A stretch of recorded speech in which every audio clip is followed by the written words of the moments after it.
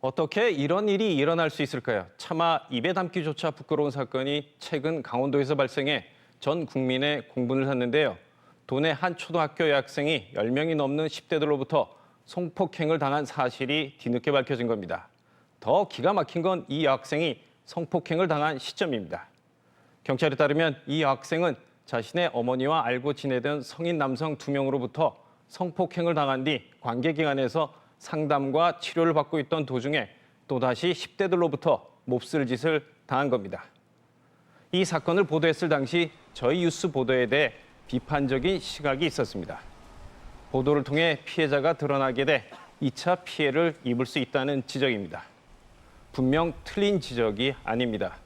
허나 고심 끝에 보도를 결정한 건 가해자에 대한 엄중한 처벌도 처벌이지만 유사한 범죄를 막고자 한 게 더 컸습니다.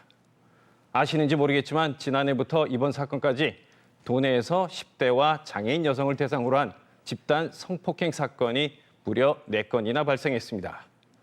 피해자 보호를 위해 하나같이 쉬쉬하며 그냥 덮고 갔던 게 사실입니다. 결국 사회적 관심을 못 받고 특단의 대책이 마련되지 않다 보니 이 같은 범죄가 되풀이되고 있는 겁니다. 이번 사건이 더욱 국민적 공분을 산 건 해당 교육지원청의 해명 때문이었습니다.